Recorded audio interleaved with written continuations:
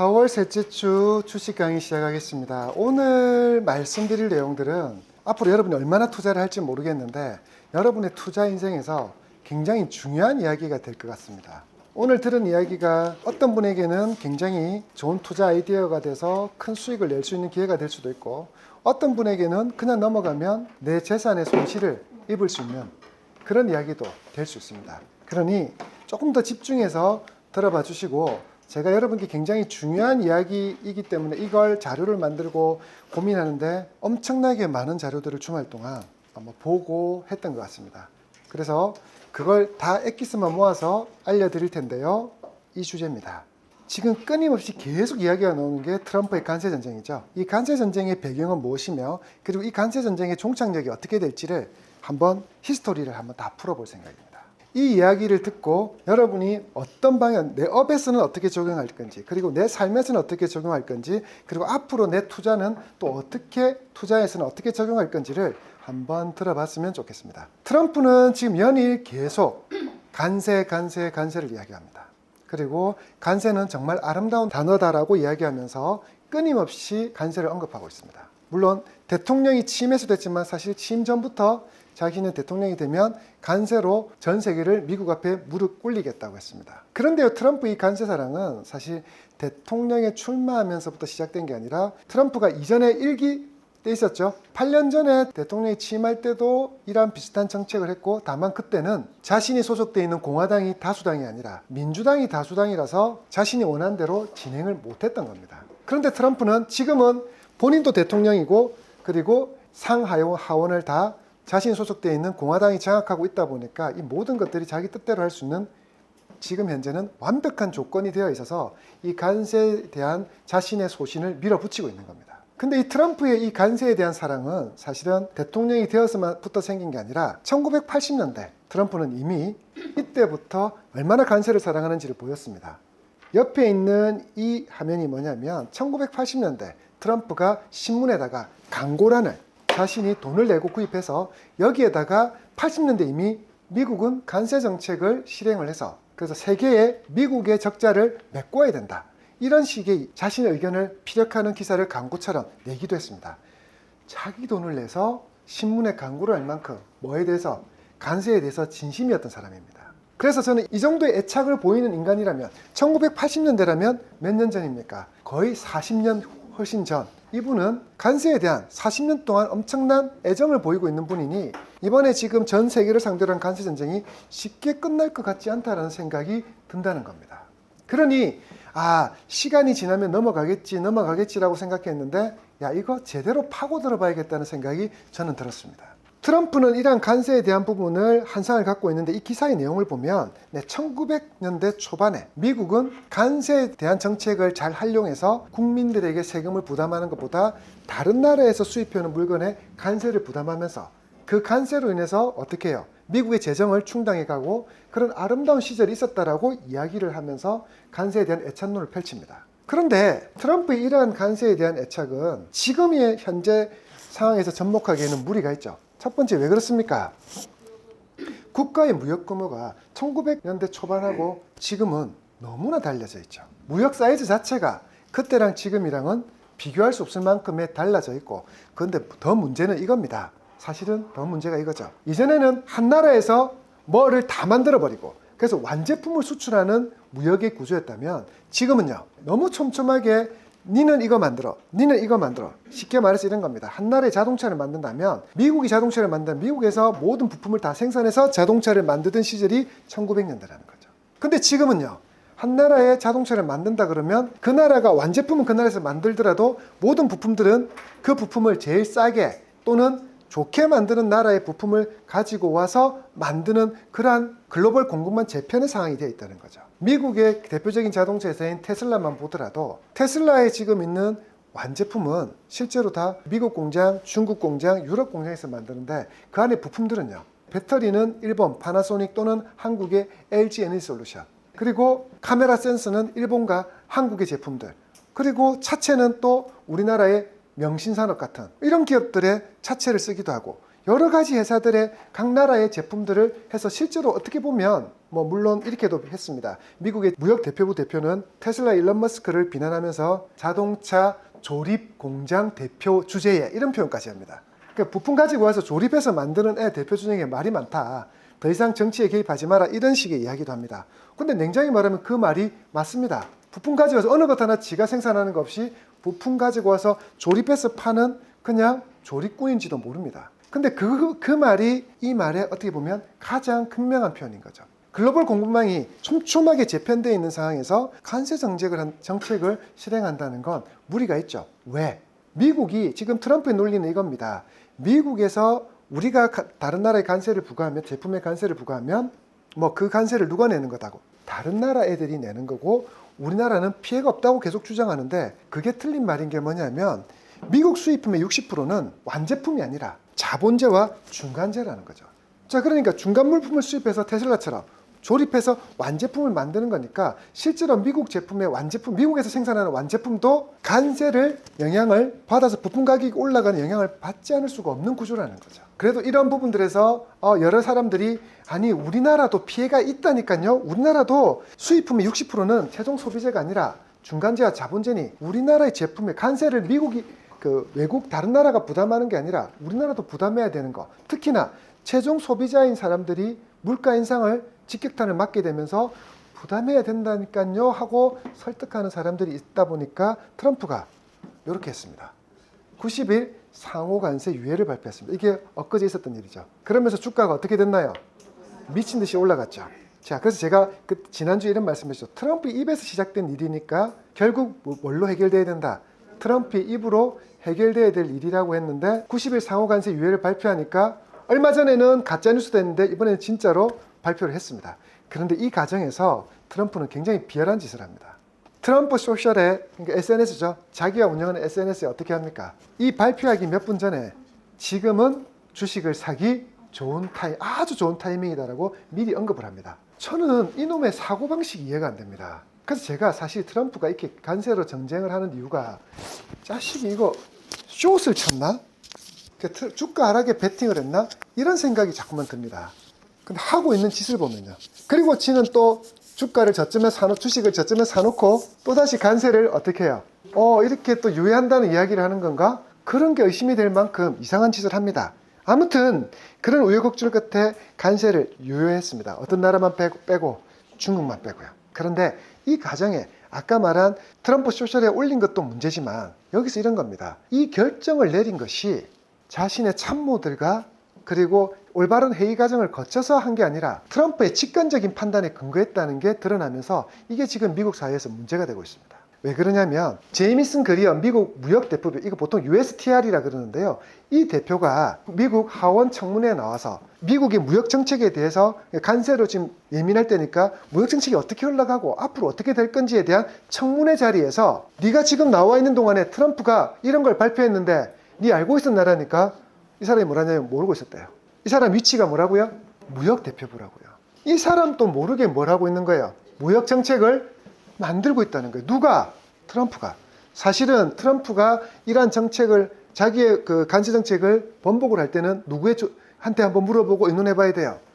무역 대표부 의장한테 물어봐야죠. 근데 이 사람한테 상의했나니까 상의 안 했다. 그러니까 이 장면을 보면 이런 게 돼 있습니다. 민주당 스티븐 로스포드 하원의원이 엄청 몰아칩니다. 이게 말이 되냐고. 한 나라의 경제정책, 한 나라의 무역정책을 우리나라의 수장인 당신이 모르는데도 이루어지고 있다는 게 말이 되냐. 게다가 당신이 모르는 상태로 이루어지는 동안에 증시는 몇천조가 사라지고 미국의 국민들은 아무도 모르게 그 관세에 대한 부담을 안는다는 이런 상황들이 이게 정말 올바른 국가냐고 항변을 토합니다. 근데 그 사람 인터뷰 장면을 보면 그냥 그럴 수도 있지. 대통령은 직관적인 판단으로 하시는 분이다. 이런 표현을 합니다. 그래서 시장에서는 그럼 의논도 안 됐는데 트럼프는 뭘 한 거예요? 주변의 참모들하고 의논 없이 90일 상호관세 유예를 실시했다 그러니 도대체 트럼프는 그럼 무슨 근거로 이걸 했을까? 했더니 이렇게 한 겁니다. 트럼프가 발표하기 전날 빌 에커먼이 한 방송에 나와서 했던 말과 너무나 유사하더라는 겁니다. 그러니까 또 뒤집어지는 거죠. 야는 저녁에 뉴스 보고 생각이 바뀌어서 이걸 그 다음날 아침에 눈 뜨자마자 발표하는 천하의 또라이가 되어버리는 거예요. 그래서 빌 에크먼의 관세 유예 제한하고 너무나 비슷한, 그래서 그 의견을 수용한 모습이 되어버렸다는 게 들통이 나면서, 자, 그러니까 야, 이런 거 아니야? 트럼프는 정말 이런 식으로 정책 결정을 내려? 이러니까 급히 수습하는 분위기인데, 누가? 스콧 베센트 미국 재무장관이 관세 전쟁에 대한 트럼프에 대한 관념이 잘못됐다라고 어떻게 꾸준히 설득한 결과라고 변명을 합니다. 트럼프도 저녁에 뭐 보다가, 뉴스 보다가 이런 짓을 할 수 있다는 게, 저는 그래서 지금 전 세계 대통령이란 사람들이 와, 이렇게까지 허술한가에 대해서 저는 이번에 크게 느끼고 있습니다. 자, 아무튼 이렇게 됐는데, 그러면 갑작스럽게 결정 내렸다는 이러한 의심도 있지만 실제로는 사실 이게 문제였다고 생각합니다. 관세 전쟁으로 인해서 주식시장뿐만 아니라 국채시장이 요동쳤다는 겁니다. 트럼프가 이랬죠.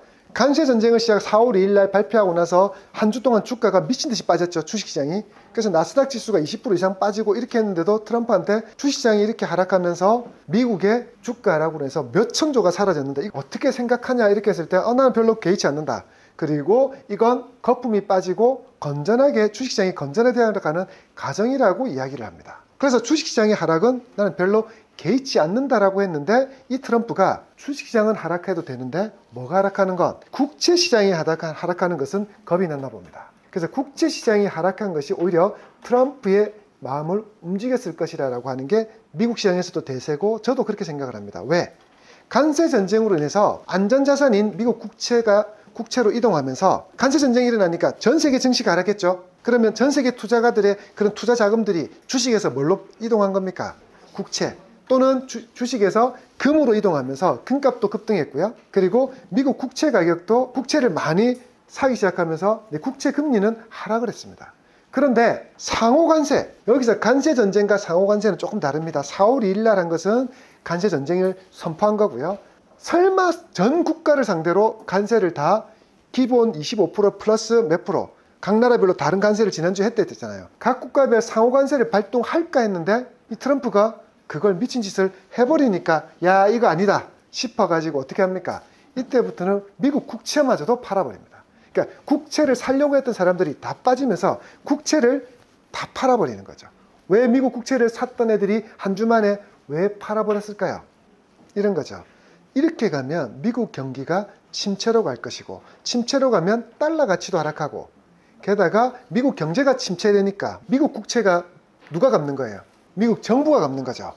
그러면 미국 정부의 뭘 상환 능력이, 빚을 상환할 능력이 떨어질 거라 생각하니까 여러분 알고 계셔야 됩니다. 미국의 국가 신용등급은 대한민국보다 낮아요. 여러분이 미국이 전 세계에서 신용등급이 제일 높을 거라 생각하는데 아니에요. 미국은 전 세계에서 빚이 제일 많은 나라 중에 하나라서 신용등급이 낮습니다. 그러니까 이 이자를 못 갚다, 국채를 상환을 못할 재정적자 상황이 될 것 같다라고 생각하니까 국채를 다 팔아버린 겁니다. 다 팔아버리니까 미국의 10년 만기 국채금리가 3%대, 2%대, 3%대에서 갑자기 4.5까지 치솟아 버리니까 국채의 수익률이 갑자기 급등한 게 보이나요? 심지어 10년 만기 국채금리는 몇 프로대로요? 5%까지 급등해 버립니다.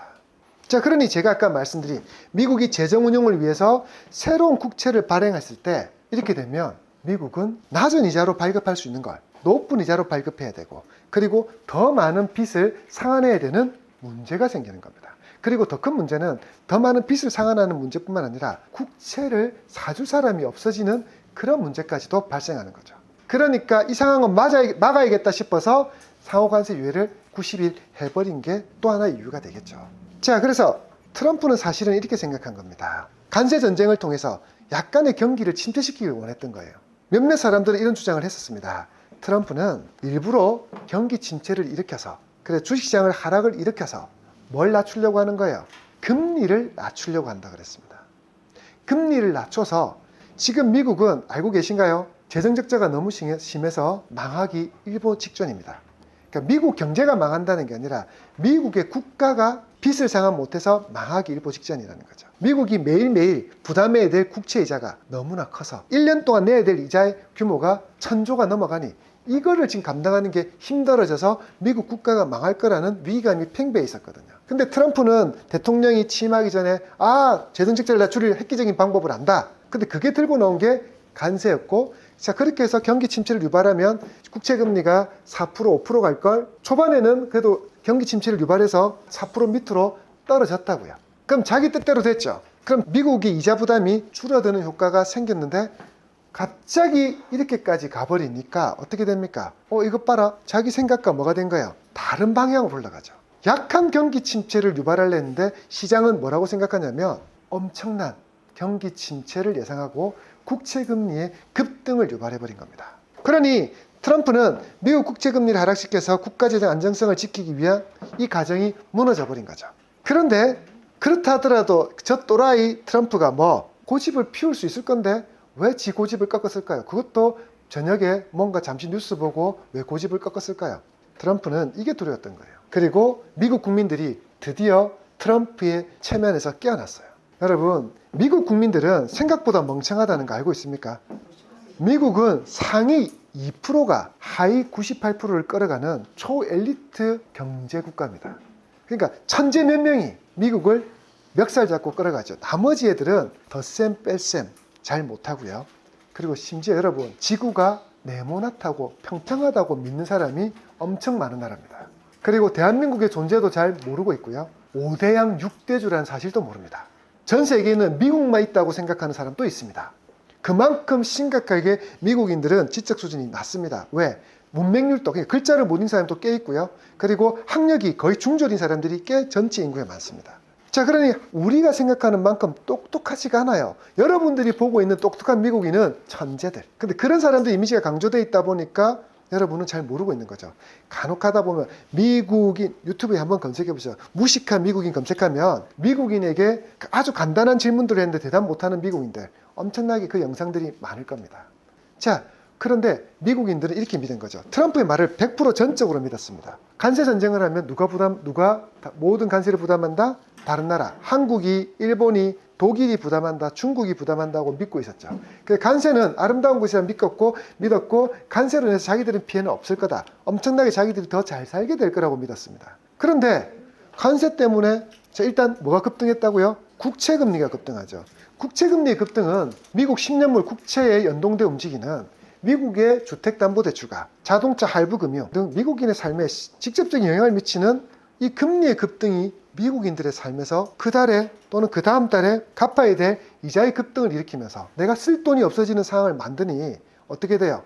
야, 이거 아닌 것 같다라는 생각이 되면서 미국인의 삶에 직접적으로 확전이 돼가는 겁니다. 이 관세 전쟁이. 트럼프는 뭘 굉장히 중요시 여깁니까? 자신의 지지자들에 대한 지지를 굉장히 중요시 여기는데 자신의 지지자들이 자신에게 등을 돌릴까봐 두려워진 걸지도 모르겠습니다. 그래서 관세를 유예시켰는지도 모르겠습니다. 자기 고집을 피워서 국채가 5% 가고 6% 가버리면 주택담보대출을 받은 일반 서민들 그리고 중산층 이런 사람들의 부분에서는 갚아야 될 대출의 부담도 늘어나지만 물가도 올라간 상태에서 내가 쓸 돈까지 줄어드니까 엄청나게 자신이 쓸 수 있는 여력이 없어지는, 그리고 실제로 이렇게 해서 자신이 쓸 여력이 없어지면 소비가 뭐가 되는 건가요? 소비가 부진해지면서 미국의 경기 침체가 일어날 수밖에 없는 악순환이 이루어지는 거죠. 자, 그러니 이렇게 해서 지지자들이 등을 돌리면 내년에 상하원 선거가 있습니다. 그러니까 대통령 선거가 아니고 미국의 우리나라로 치면 국회의원 선거죠. 이 국회의원 선거가 있는데 이 선거에 있어서 공화당이 어떻게 될까요? 이런 식으로 지지자들이 등을 돌리면 야, 니는 앞으로 4년 동안 선거 없이 계속 있겠지만 트럼프가 속해 있는 공화당 의원들은 어떤 생각이 듭니까? 야, 이러다가는 우리가 내 자리가 골로 가겠는데 생각이 들겠어요, 안 들겠어요? 그러니까 트럼프에서 공화당 이제 수뇌부들이 트럼프한테 가서 또 설득을 하죠. 자, 제발 좀 생각을 바꿔라. 더 이렇게 되면 진짜 우리 공화당 선거, 내년에 선거 참패합니다. 이런 의견들도 지금 전달되고 있는 거죠. 이렇게 하면서 트럼프가 갈짓자 행보를 하죠. 우리 갈짓자 행보라 그러죠. 이랬다 저랬다 하는 짓을 반복하면서 트럼프는 오히려 자기가 중국을 자기 앞에 무릎 꿇길 거다, 다른 나라를 미국을 더 위대하게 만들겠다, 막아라 해가지고 더 위대하게 만들겠고 관세를 통해서 미국을 다시 전 세계 주도 국가로 만들겠다라고 했는데 오히려 이번 정책을 통해서 미국은 얼마나 약한 나라인지를 전 세계에 다 보여줘 버렸어요. 심지어 안 보여줘도 될 부분들을 다 보여줬고 그런 안 보여줘도 될 치부까지 드러나면서 누가 웃고 있어요? 네, 중국이 그럴 줄 알았어 라고 웃고 있는 거예요.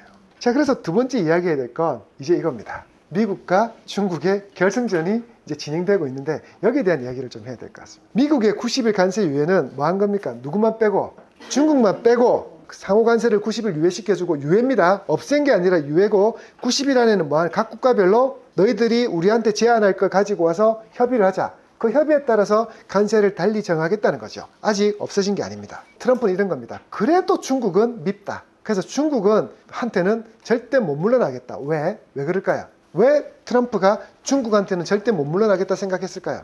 최근에 관세를 하면서 다른 나라는 어떻게 했나요? 일본도 보복 관세 안 했고요. 한국은 뭐 대통령이 없으니까 관세 정책을 할 수가 없었어요.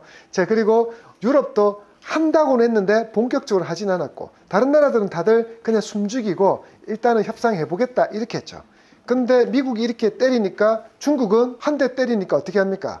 두 대 때리고 미국 기업의 개별적으로 애플 뭐 제품을 어떻게 수출을 못하겠다든지 뭐 이런 식으로 하면서 한 대 때리고 두 대 때리는 엄청나게 강한 행동을 하니까 트럼프 입장에서는 중국 내 앞에 무릎 꿇게 만들려고 한 건데 오히려 다른 나라는 조용한데 중국이 자기한테 더 덤비는 걸 보면서 더 미워진 겁니다. 그러면서 이번에 관세를 유예하면서도 중국은 싹 빼고 어떻게 이제 나랑 뭐 너무 많은 나라랑 싸우니까 버거우니까 어떻게 하자는 겁니까? 됐고 일단 빠져봐봐. 일단 너 뒤로 가봐. 그리고 뭐 하는 거예요? 야 너희들 잠시 뒤로 와봐. 한국, 일본 잠시 뒤로 와봐. 너 조금 이따 싸우고 일단 저놈하고 다이다이 붙자는 거죠. 그래서 그냥 둘이 결승전. 그리고 결승전 끝나고 나면 너희들하고는 다시 이야기하자. 이건 거예요. 근데 왜 그렇게 됐냐고요? 공화당에서 또 이야기를 합니다. 야 트럼프 네가 그렇게 강하게 나니까 관세를 하는 건 좋은데 우리의 동맹국까지도 이렇게까지 관세를 때려버리면 모든 나라를 적으로 돌리자는 거야? 그럼 동맹국도 불안해한다. 봐라 벌써 한국, 일본 봐라. 중국하고 얼마 전에 며칠 전에 한중일 외무장관이 모여가지고 이렇게 이런 장면 있잖아요. 왜 항상 모여가고 상호 손잡고 사진 찍는 거 그런 장면을 사진을 올리고 그랬잖아요. 기사 나오고 그런 거 봐라. 중국이 또 한국, 일본 꼬시고 있잖아. 게다가 7월에 뭐 한다고 그러냐면 유럽과 시진핑이 유럽 국가를 만나서 중국의 관세 정책에 대해서 서로 협의를 하겠다. 7월에 회의하겠다라고 발표를 하니까 미국이 이상한데 이게 이상하게 돌아가네. 중국 죽이려고 했는데 오히려 중국이 더 살아나네. 근데 트럼프는 진짜 이걸 몰랐을까? 저도 알고 있는데 여러분 알고 계십니까? 적의 적은 뭡니까? 친구죠. 적의 적은 친구인 거예요. 그러니까 원래 유럽은 중국의 제품들 수입 금지시키고 그죠? 중국 제품에 대해서 관세를 많이 물리는 걸 방안을 하고 왔는데 미국이 저런 짓을 해버리니까 이제 뭐가 되는 거예요? 미국의 적인 중국과 협의를 해야 되는 그런 상황에 몰리니 어쩔 수 없는 선택지를 이렇게 가는 거죠. 자, 그렇게 해서 이렇게 가버리는 상황이 되니까 어떻게 됩니까? 트럼프 공화당 애들도 긴장하고 미국의 정치 수뇌부들도 야 이건 아니잖아.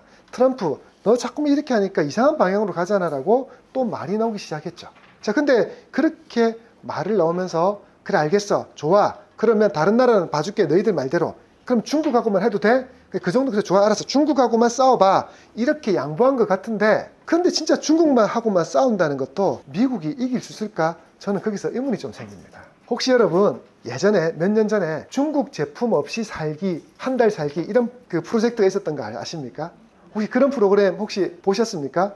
어떤 학자가 중국 제품 없이 한번 살아보자 한 달을 그런 프로젝트를 했는데 삶이 불가능하다는 결론을 내렸습니다. 모든 삶에서 중국 제품이 1도 안 들어가는 제품이 없더라는 겁니다. 어떤 형태든 중국의 부품의 형태든 완제품의 형태든 심지어 이 도전의 프로그램을 보면서 제일 놀라운 사실은 중국 제품이 없으면 밥을 못 먹어요. 모든 숟가락이나 젓가락 모든 것들이 다 중국산이니까. 숟가락을 중국산이 아닌 걸 찾는 게 너무 힘들었다라고 하죠. 그런 것처럼 가장 기초적인 것부터 중국산이 없으면 살 수 없는 세상을 살고 있는데 과연 중국산 제품만 관세를 그렇게 하는 게 가능할까? 자, 이게 이런 거죠. 한국, 일본, 미국, 독일의 생산량보다 중국의 생산량이 지금은 더 큰 세상을 살고 있는 거예요. 그러니까 중국 한 국가가 생산하는 생산량이 전 세계 시장에서 3분의 1 정도가 됩니다. 그러니까 세 개 중 하나는 중국산 완제품인 겁니다. 근데 여기서 완제품 기준으로 그런 거고요. 안에 들어가는 부품을 기준으로 하면 저는 60% 이상이 저는 중국산이라고 봅니다. 이번에 노트북을 보면서 놀랐는데요. 우리가 쓰고 있는 노트북이 다 중국산입니다. 삼성이라고 적혀 있는데 메이드 인 차이나. 아이폰은 실제 중국산 제품입니다. 마크 하나만 애플이 달려있지 모든 게 다 중국에서 생산된 거죠. 그러니 이게 가능할까? 중국산 없이 생활한다는 게 말이 될까라고 하는 거죠. 자, 그리고 이러한 부분에서 관세를 때리면 결국 미국뿐만 아니라 전 세계에 있는 모든 중국산 제품의 가격이 올라갈 테니 이게 과연 중국만 때린다는 게, 그래서 중국하고 싸워서 어떻게든 중국을 굴복시키겠다는 미국의 트럼프의 의도가 과연 진행이 될 수 있을까라는 생각이 드는 거죠. 게다가 미국은 체제적으로도 중국과의 싸움에서 지게 될 수밖에 없는 구조입니다. 왜냐하면 시진핑은 10년 뒤에도 시진핑, 20년 뒤에도 시진핑이라서 장기전을 할 수 있어요. 근데 트럼프는 몇 년 뒤에 물러납니까? 4년 뒤에 물러납니다. 물론 트럼프는 자기 3선 할 거다, 3선을 할 수 있는 방법이 있다, 이걸 공공연하게 이야기를 해요. 뭐 어쨌든 저쨌든 트럼프가 할 수 있다 치더라도 몇 년? 8년. 근데 시진핑은 죽을 때까지 할 것 같아요. 지금 중국의 모습을 보면 시진핑은 죽을 때까지 할 거니까 장기전으로 가면 누가 이기는 거예요? 중국이 이겨요. 그리고 또 하나는 대통령이 바뀌면 정책이 또 바뀌는 그런 차이도 있지만, 지금 이 상황을 중국인들도 사실은 관세를 부과하면서 경제가 망가지고 힘들겠죠. 그런데 시진핑 물러나라 물러나라 할 수 있어요? 못 하잖아요. 근데 지금 트럼프는 정책을 이렇게 펼치니까 워싱턴에서, 뉴욕에서 트럼프 퇴진 시위를 한단 말이에요. 그리고 내년에 있을 선거에서 공화당에서 표를 안 주면, 트럼프는 실제로 4년이 아니라 상하원 다수당이 공화당이 아니라 민주당이 돼버리면 그냥 1년 뒤에 아무것도 못하는 식물형 대통령이 되어버리는 거예요. 그러니 민주주의 공산주의 체제의 싸움에서 중국과 미국이 싸우면 시간이 끌면 끌수록 누가 지는 거예요?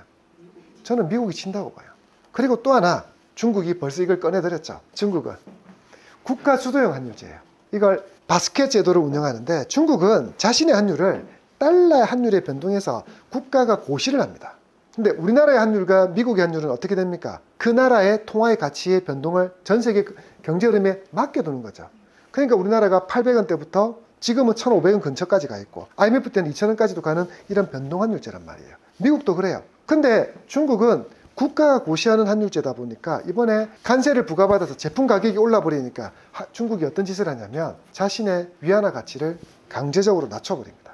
그래서 8위안 하던 중국 위안화를 7위안, 그러면 약 10몇 프로를 낮춰버리는 거죠. 그러면 10몇 프로를 낮춘 만큼 중국의 제품 가격이 떨어집니다. 그래서 관세의 충격을 좀 흡수시키려고 노력을 하고 있죠.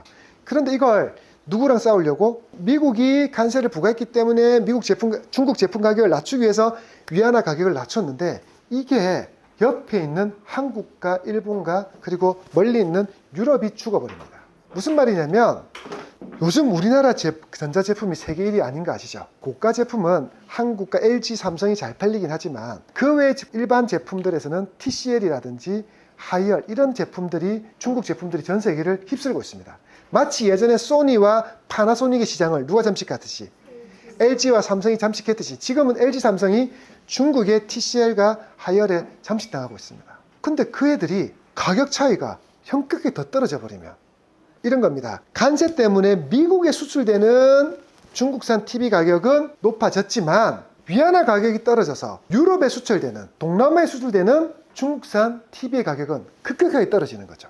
그러면 LG, 삼성의 제품은 약간의 가격 차이였으면 LG, 삼성을 선택하던 사람들도 야, 절반밖에 안 해? 이렇게 되면 누가 LG, 삼성을 사겠냐는 거죠. 그러니 중국산과 경쟁해야 돼, 중국산 제품들과 경쟁해야 되는 한국은 이렇게 되면 코피가 터지는 겁니다. 철강업을 하시는 그쪽 분야도 이렇게 되는 거죠. 한국산 철강이 동남아 수출될 때 그 가격과 중국산 철강이 동남아 수출될 그 가격, 원래부터 중국산 철강의 가격이 낮은데 위안화 가치까지 떨어지면서 더 낮은 가격으로 해버리면 누가 한국산 철강을 사겠냐는 거죠. 그러니 이렇게 돼버리니까 전 세계 기업들의 매출 하락으로 직결될 수밖에 없는 거죠. 그래서 제가 여기다 이렇게 놨습니다. 이렇게 되면 뭐가 된다고? 전 세계 수출국의 재앙이 돼버립니다. 자, 이런 거죠. 아까 말했던 것처럼, 야, 내가 중국하고 싸우는 동안 너희들 좀 뒤에 찌그러져 있어. 근데 찌그러져 있으려 했더니, 구경만 하려고 했더니 누굽니까? 이나들의 제품들이 누구랑 싸우는 겁니까? 중국산하고 싸우는 대표적인 나라잖아요. 그러니까 얘들이 어떻게 됩니까? 아닌데, 나 뭐 가만 못 있겠는데? 이 상황이 되고 있는 거죠. 그리고 지금 뒤에 있어봐 이렇게 해서 맞을까 봐서, 얻어맞을까 봐 말은 못하고 있지만 뒤에 있으면서 누구를 응원하고 있는 거예요? 여러분 같으면 누구를 응원할 것 같아요? 중국 이겨라. 소리는 못 내. 중국 이겨라. 중국 이겨라. 안 하겠어요? 지금 미국을 이겨라고 응원하고 있는 사람은 없는 거예요. 왜? 누구의 이익 때문에? 자국의 이익 되는 방향을 생각할 수밖에 없는 거죠. 사실은 좀 있어봐 이러면서 누구의 응원을 받고 싶었던 거예요? 한국과 일본, 독일, 유럽 쪽의 나라들과 응원을 받고 싶었는데 뒤에 있는 애들이 지금 위안화가 이렇게 중국이 너무 세게 나오니까 중국 눈치를 봐야 되는 상황이 된 거예요. 그래서 지금 저는 이렇게 생각합니다. 야, 이렇게 가면 한두 달 안에 미국이 손들겠는데? 이런 생각이 듭니다. 자, 이런 생각이 드니까 여러분 이런 겁니다.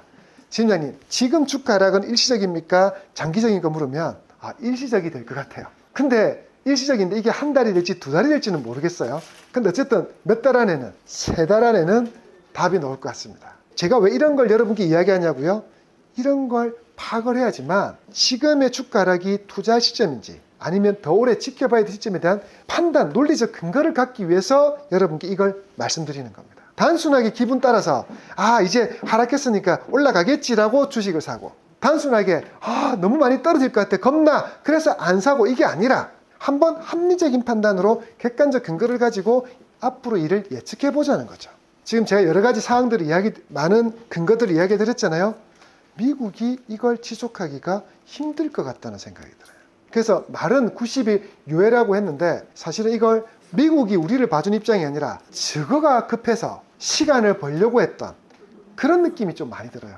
그리고 지금 오히려 미국은 겁을 줬는데 우리 이런 생각 드는 거죠. 그 남자들끼리는 딱 학년 초반이 되면, 특히 중학교에서 고등학교 딱 왔을 때 아무도 얘 출신을 몰라. 근데 인상이 좀 험하게 생긴 애가 있어. 그럼 우리는 어떻게 생각해요? 덩치도 있고 인상이 험악하고 여기 이상 칼자국도 있어. 그럼 어떤 생각해요? 존나 싸움 잘할 것 같아. 그러면서 어떻게 해요? 건드리면 안 될 것 같다고. 그리고 얘는 아무것도 안 했어. 눈빛만 줬는데도 사실은 눈빛도 힘도 안 줬어. 근데 우리는 눈빛도 졸라 사납다. 이렇게 생각을 하는 거예요. 그 대표적인 게 어디예요? 영화 바람. 정우가 나왔던 바람에 보면 걔는 싸움 이거 1도 못하는데 왠지 분위기로 싸움 잘하는 애로 잡혀있는 그런 거죠. 그래서 지금 미국이 딱 왔을 때는 트럼프 취임하고 났을 때는 엄청 싸움 잘하는, 초반에 학기 초에 싸움 잘하는 애, 인상 험악하고 덩치 큰 그런 애라 생각했는데 누가 한번 건드렸더니 잠깐만 있어봐 뭐 이러면서 너무 당황하는 모습을 보이니까 이제 어떻게 생각하는 거예요? 정말 싸움 못하는 거 아니야? 이런 생각이 들어버린 거예요. 저는 그런 상황이라고 봐요. 그래서 지금 이제부터 저는 이 생각이 들죠.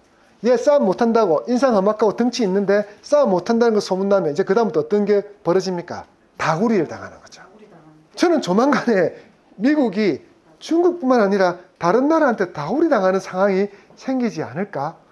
물론 한국이 미국한테 까불고 일본이 미국한테 까불고 베트남이 미국한테 비비고 그러지는 못할 건데 약간의 한번 해봐? 이런 생각은 나도 한번 해봐? 이런 생각은 들 수 있는, 그럼 미국이 원하는 대로 관세 이만큼 내고, 한국은 이렇게 하죠. 관세 이만큼 내고 그리고 주한미군 비용 너희들이 다 내.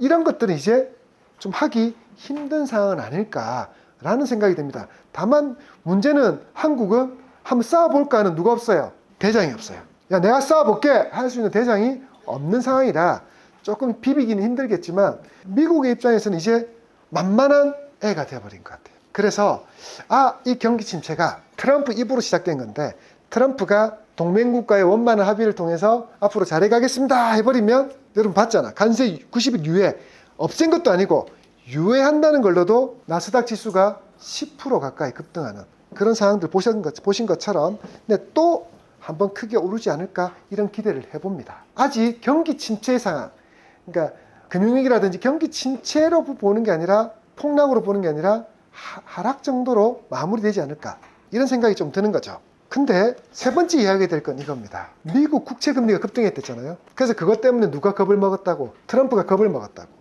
그리고 미국 국민들이 내한테까지 피해가 오네 이런 상황이 됐다 했잖아요. 미국 국채금리가 급등한 건 국채를 미친 듯이 파는, 일시적으로 팔았던 세력이 있었다는 거죠. 자, 미국 국채는 77%는 국내가 미국에서 보유하고 있고요. 그리고 23%는 해외에서 보유하고 있습니다. 그 중에서 미국 국채를 제일 많이 보유한 나라는 어느 나라일까요? 일본입니다. 그리고 그 비슷하게 많이 가지고 있는 나라가 중국, 그리고 유럽이나 이런 국가들을 가지고 있는데, 처음에 국채금리가 급등할 때 트럼프는 또 이렇게 이야기합니다. 중국의 비열한 공격에 굴복하면 안 된다, 이딴 생각을 또 말하죠. 그런데 처음에는 그래, 다들 중국이 국채를 팔아서 또 누굴 공격한다, 우리를, 약한 고리를 건드렸네 라고 했는데, 시간이 지나면서 하나하나 확인해 보니까 중국도 뭐라고 해요? 우리는 국채를 판 적이 없다. 그리고 거기에 대해서 일일이 대응할 가치도 못 느낀다, 이렇게 말하고, 그러면 야, 중국이 안 했으면 두 번째로 많이 가진 나라가 일본 아니야? 일본 너희들이 팔아서, 그러니까 일본이 또 뭐랍니까? 아이고 형님, 우리가 형님하고 그렇게 할 일이 아니지 않습니까? 말을 해버리는 거죠. 그럼 뭔데? 하니까 따지고 들어가니까 저는 이렇게 봅니다. 이게 제일 큰 이야기였던 거예요. 국채를 대부분 누가 갖고 있죠? 미국, 자국에서. 그럼 미국 자국이 갖고 있다는 건 다 월가에서 갖고 있잖아요, 미국. 그래서 미국의 헤지펀드가 이렇게 했다라고 보는 거죠. 중국도 안 팔았어. 일본도 판 흔적이 없어. 근데도 국채는 나왔어. 그럼 어디서 나왔나? 이랬더니 미국 헤지펀드에서 팔았다. 자, 근데 왜 팔았는데 물었더니 야, 우리는 뭐 하는 사람? 우리는 미국의 애국주의를 우선하는 기관이 아니야. 우리는 돈 버는 거. 돈이 되면 돈 되는 곳에 가고 돈이 안 되는 곳은 떠나는 게 우리가 당연히 해야 될 것인데 국채 금리가 하락하는데 왜 가만히 있어? 빨리 팔아서 뭘? 수익 실현하거나 손실을 줄이는 게 우리가 해야 될 거라고 생각을 한다. 그래서 했다라고 하고 또 심지어는 이런 애도 있었죠. 팔기는 싫었는데 어쩔 수 없었다. 왜? 주식이 겁나게 하락하면서 나 지금 어디에 베팅했는데? 상승에 베팅을 했는데 게다가 상승 베팅에 2배짜리, 3배짜리 베팅했는데 손실이 엄청나게 생기니까 증권사에서 뭘 달라고 합니까? 야, 너희 계좌 지금 깡통이니까 뭐 채워넣어? 증거금 채워넣어. 자, 그러니까 가지고 있는 돈은 뭐가 줄 수 있는 게 뭐밖에 없어? 국채밖에 없다 이래가지고 국채를 팔아버린 거예요. 국채를 팔아서 증거금을 넣어야 됐던 거예요. 쉽게 말해서 뭐냐면 미수 신용을 여러분이 썼는데 갑자기 주가가 폭락했죠? 폭락하니까 미수 범위를 넘어섰으니까 뭐 채우라 그럽니까? 증거금 넣으라고. 그 안내문자 받은 거예요. 그 증거금 안내문자 받은 사람이 해야 될 일은 두 가지죠. 내 주식을 팔거나 증거금을 채워넣거나. 그러니까 얘들은 고민을 했을 때 이건 일시적이다 생각했는지 주식을 안 팔고 채권을 팔아서 증거금을 채우는 거죠. 그러니까 이걸 보면서도 저는 이 생각합니다. 얘들도 주식의 손실 확정을 시키는 게 아니라 증거금을 넣어서 버티면 오를 거라 믿고 있구나라는 생각이 듭니다. 저도. 저만 그런 생각이 아니라 이런 헤지펀드, 투자의 전문가들, 이 기관들도 그렇게 생각하니까 내 생각이 어느 정도 맞지 않을까? 이런 생각이 조금 듭니다. 자, 그러면 정리를 좀 해봅시다. 지금 주식을 사야 될까요? 팔아야 될까요? 사는 건 모르겠지만 팔 때는 아니다. 뭐 해줘야 되는 겁니까? 보유를 해야 된다. 자, 그렇게 해야 되는 거예요. 네 번째 이야기는 이겁니다. 미국 국민들이 생각이라는 걸 하기 시작했다. 제가 이렇게 주제를 잡은 게 진짜 이겁니다. 미국 애들은 그동안 생각이 없었어요. 관세 전쟁을 해도 이거는 우리가 유리한 거. 관세를 부과해도 다른 나라 가지 우리가 부담하는 거 아니라 계속 생각을 했던 거예요. 미국 애들이 드디어 생각을 하기 시작했습니다. 이렇게 관세를 부과하면 우리가 피해를 입는다는 걸 이제 알아버렸어요. 아까 말한 것처럼 트럼프의 말이 사실이 아니라는 거. 그리고 우리 일상생활에 지금 피해를 벌써 입고 있더라. 그리고 왜 이렇게까지 깨닫게 됐냐면 얘들은 누가 가르쳐줘서 깨달은 게 아니에요. 냉정하게 말하면 생각이란 걸 해서 깨닫는 게 아니라 마트에서 깨달은 거예요. 똥 닦으려고 휴지를 사러 갔는데 휴지가 또 없더라는 거죠. 알고 계세요? 미국은 코로나 때 제일 먼저 바닥난 게 휴지라는 거. 코로나로 셧다운이 될 때 미국인들이 제일 먼저 사다 모은 게 휴지예요. 저는 미국인들 휴지 사랑이 왜 이렇게 생겼는지는 모르겠는데 그래서 제가 이거 한번 자료를 찾아보니까 미국인들은 미국에 휴지 공장이 없다는 걸 알아서 나중에 힘들어지면 휴지를 생산할 수 없다는 것 때문에 휴지에 집착이 굉장히 강하답니다. 지금 또 코로나 봉쇄처럼 미국의 마트에는 휴지가 없어지고 그리고 각종 제품들이 생필품들이 비어가는 그런 모습을 보면서 긴장을 하기 시작한 거죠. 그리고 왜 이게 없는데 그리고 내가 지난번에 $10에 샀던 거는 왜 지금 $13인데 이렇게 되면서 거기에 대해서 의문을 갖기 시작하고 그러면서 이게 우리에게 피해가 왔다는 거 그걸 깨닫기 시작한 거예요. 그리고 곧 이제 사람들이 생각이나 하기 시작하고 뉴스를 보기 시작하면서 좀 있으면 여러분 주택담보대출 금리가 급등할 겁니다. 그리고 여러분 지금 차 살려고 하는 계획 가지는 분은 뉴스에 나오는 거죠. 지금 빨리 사라. 지금 빨리 안 사면 차값이 30% 이상 급등합니다. 특히 어느 나라 차, 한국 차를 사실 거면 빨리 사라. 그래서 의외로 현대차가 3월에 엄청 많이 팔렸습니다. 그런 뉴스가 나오니까 얘들이 깨닫기 시작한 거죠. 이거 우리한테도 영향을 미치네. 트럼프가 우리한테 거짓말했네 이러면서 이런 시위를 합니다. 물러나라. 트럼프는 우리한테 거짓말하는 걸 멈추고 경제에 손을 떼라. 이렇게 이야기합니다. 이런 시위가 계속 일어나고 있는 거죠. 그러면 트럼프는 이런 걸 제일 싫어합니다. 트럼프는 아이돌적인 성향이 있어요. 나르시스틱인 성향이 있고 누군가에게 자기가 막 찬사를 보내는 거에 좋아하거든요. 그런데 이런 모습을 보면 트럼프는 위기감을 느낄 수밖에 없어요. 그러니 트럼프의 저는 정책이 이렇게 해서 오래 못 갈 거란 생각이 드는 거죠. 트럼프는 우쭈쭈를 해줘야 되는데 지금 이게 안 되고 있는 상황이 되니까 자기 시절이 변심했다 생각하면 트럼프는 이 모든 걸 내려놓을 수밖에 없는 상황이 될 겁니다. 자, 지금까지는 제가 이런 말씀 드렸죠. 이 경기 하락은 뭐다? 일시적일 것 같다. 그리고 주식의 폭락장이 아니라 그냥 일시적인 하락장이라고 판단을 한다 했는데, 지금부터 이야기할 내용은 이거 경기 침체로 갈 수도 있지 않을까라는 생각이 드는 자료입니다. 미국의 재취업 지원 경영진 코칭 제공회사 챌린저 그레이 앤 크리스마스라는 이 기관이 있는데요. 우리나라로 치면 민간 기업이지만 우리나라로 치면 뭐 고용노동부 채용 자료 이런 걸 발표한 건데 3월에 일자리가 몇 개가 감소했다고요?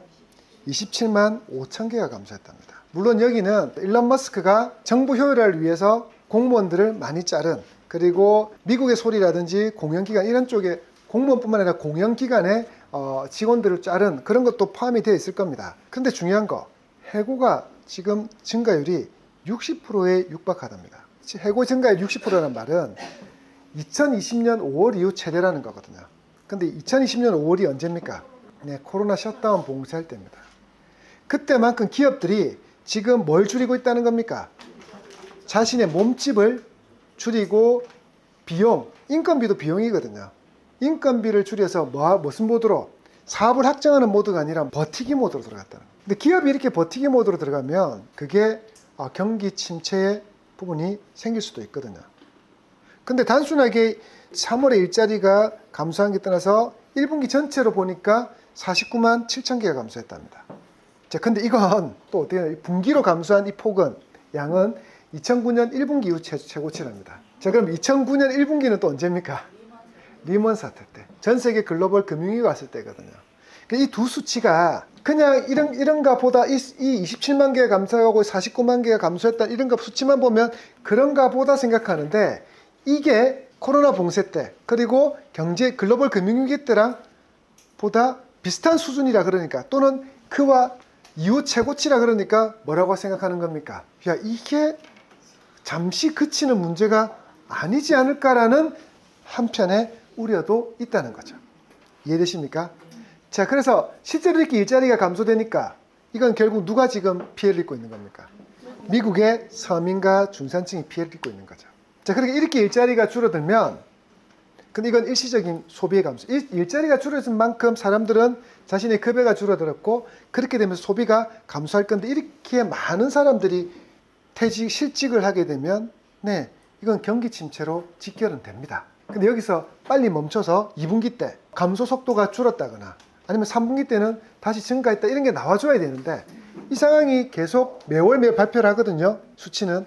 근데 또 4월에도 5월에도 이렇게 돼버리면 관세 유예 90일 유예했던 기간에 계속 이 수치가 계속 그런 식으로 간다 그러면 일시적인 조정이 아니라 침체로 갈 수 있는 상황도 고려해 봐야 되는 거죠. 그러면 지점장님 하락입니까? 폭락입니까? 지금까지 보인 거는 뭘로? 하락으로 보자. 자, 그런데 이 수치가 계속해서 조금 더 안 좋게 나온다면 조금 더 긴 침체를 예상해 보자, 그런 거죠. 근데 아직까지 이거 발표 안 됐으니까 어떻게? 현재로는 하락으로 보는 게 맞을 겁니다. 근데 저는 또 이렇게 말했는데 JB보다 더 유명한 JP가 그 한국에 있는 JB보다 더 용한 점쟁이 JP 모건이 얼마 전까지는 미국의 경기 침체 확률을 40%로 봤습니다. 근데 이번에 발표하면서 60%는 이상은 침체할 것 같다, 이렇게 발표를 해버린 겁니다. 올해 세계 경제 침체율이 40%에서 60% 높아졌다. 1968년 이래 가계와 기업에 대한 최대 규모의 세금 인상이 이게 뭡니까? 결국 관세죠. 이루어지면서 세계 경제 침체율이 40에서 60% 높아졌다고 이야기합니다. 보복, 미국 기업의 심리 위축, 공급망 붕괴 등을 통해 이번 세금 인상, 이게 관세입니다. 관세 정책이 영향이 확대될 것이다라고 하는 거죠. 아까 제가 말한 보복, 이건 중국에 대한 보복. 미국의 기업의 심리 위축, 아까 보였죠? 사람들을 심리 위축이 되게 사람들을 해고하잖아요. 그리고 공급망 붕괴. 그러면서 발표된 정책들이 지속된다는 건 뭡니까? 90일 이후에서 끝내지 않고 이게 지지분열하게 계속되면 올해 미국 경제와 아마도 세계 경제를 침체에 빠뜨릴 가능성이 크다고 되어 있습니다. 그러면 많은 사람들은 생각이란 걸 안 하고 이런 기사를 보면 뭐라고 합니까? 요것만 봅니다. 많은 사람들은 요것만 봅니다. 근데 이 말의 근거를 봐야 됩니다, 여러분. 항상 신문을 보더라도 헤드라인만 보지 마요. 이 말의 진위 여부가 뭔지를. 그래서 보통 보면 앞뒤 말 다 자르고 네 그 말 했잖아 이 말하죠. 근데 사실 그 말을 뭐 때문에 한 겁니까? 그렇게 하지 말라고 한 건데 그 말 자체를 언급했잖아 이런 식으로 되는 경우도 있거든요. 근데 지금 보면 JP 모건 체이스의 수석 이코노미스트 브루스 카스만은 60% 침체한다는 게 아니라 어떤 조건이 되면이라고 합니까? 관세 정책이 계속 시끄럽게 지속된다면이라는 전제를 한 거죠. 그럼 반대로 이게 지속이 안 되면요, 이건 아니라는 거죠. 그러니 우리는 지금부터 제가 계속 뭘 지켜바랬습니까? 전체 흐름은 봤잖아. 제가 앞서 설명해 드렸잖아요. 관세 정책의 전체 흐름은 이야기해 줬으니까 지금 여러분 그걸 머릿속에 두고 뉴스가 나오는 거를 제가 말해 드렸던 이 큰 그림에 하나씩 대입을 해봐야 돼요. 아, 중국하고 해서 미국이 좀 밀리고 있네. 밀린다는 말은 뭡니까? 좋은 방향으로 가고 있네. 근데 미국이 조금씩 이겨가면 좀 힘듭니다. 미국이 이겨가면 트럼프가 어떻게 될까요? 관세 정책을 포기를 안 하게 될 겁니다. 그러니 그런 상황을 보면서 지속되겠네, 지속 안 되겠네, 요걸 계속 판단하셔야 됩니다. 아셨나요? 60%를 침체 예상이라는 거, 이 헤드라인만 보면 안 돼요. 전제가 있다는 거예요. 아시겠죠? 그러니 침체라고요? 아니요. 현재는 하락. 근데 이게 지속이 되면 경기 침체를 예상할 수 있는 거죠.